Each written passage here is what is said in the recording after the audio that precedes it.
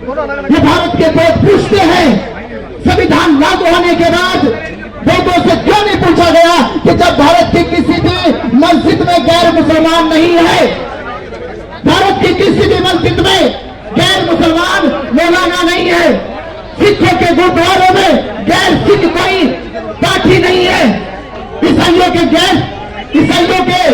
कोई चर्च में पादरी नहीं है, तो फिर पौधों के महाबोधि महाद्वार में गैर बुद्धिस्ट ब्राह्मण क्यों है?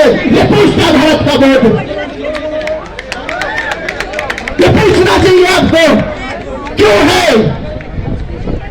ये नाइंसाफी? क्यों हुई ये नाइंसाफी? इसलिए हुई कि बाबा साहब अंबेडकर जी का सपना भारत बौद्ध मेरा हो जाए, इसलिए नाइंसाफी भारत के बौद्धों के साथ की गई।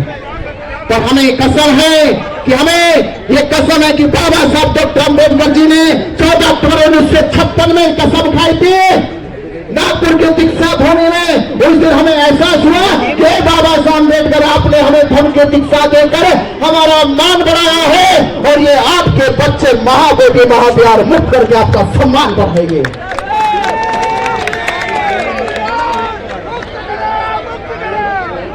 तो चाहते हो बाबा साहब अंबेडकर जी का सम्मान पूरे भारत नहीं पूरे विश्व में होना चाहिए? चाहते हो? जो चाहते हो तो महाबोधि महाविहार मुक्त होना चाहिए। महाबोधि महाविहार को जिसको केवल भारत के पौध नहीं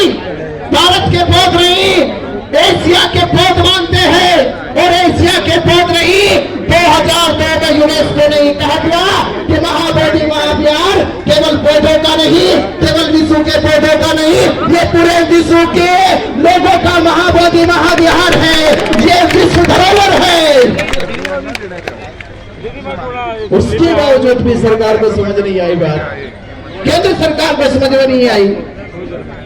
हमें जानना चाहिए, हमें जहां भारत में अल्पसंख्यक कहा जाता है, मैं आपसे पूछता हूं, ये सरकार से पूछते हैं कि भारत सरकार के जो राष्ट्रीय चिन्ह है, जहां भारत के पौधों को अल्पसंख्यक कहा जाता है, क्या भारतीय जो राष्ट्रीय चिन्ह है, जैसे हमारी मुद्रा पे, हमारी करेंसी पे जो अशोक लाख है, क्या वो किसी हिंदू धर्म वालों की है? क्या इस्लाम धर्म वालों की है? क्या ईसाइयों की है? तो किसकी अशोक लाख? बौद्धों की है। ये राष्ट्रीय करेंसी पे पहचान किनकी है? बौद्धों की है।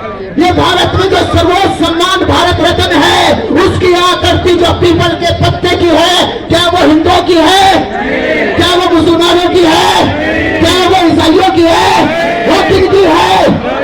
वो पीपल का पत्ते की आकृति बौद्धों की है। जो राष्ट्रपति भवन में जो शांति की मुद्रा लगी है भगवान बुद्ध की, वो किनकी है? वो बौद्धों की है, बुद्ध की है।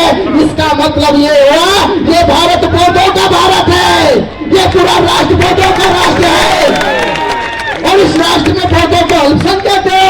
और मुझे बताओ इस भारत में अल्पसंख्यक कौन है? अल्पसंख्यक कौन है? अरे जिसकी संख्या भी कुछ नहीं है। कौन है वो? कौन है?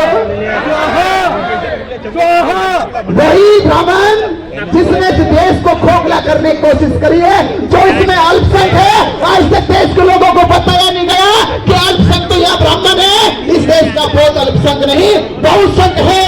भगवान बुद्ध ने कहा था बहुजन सुखाए, यानी आज से 2500 साल पहले ही कह दिया ये धर्म बहुजनों का धर्म है, ये बहुजनों की सुखाई के लिए है, ये बहुजनों के कल्याण के लिए धर्म है।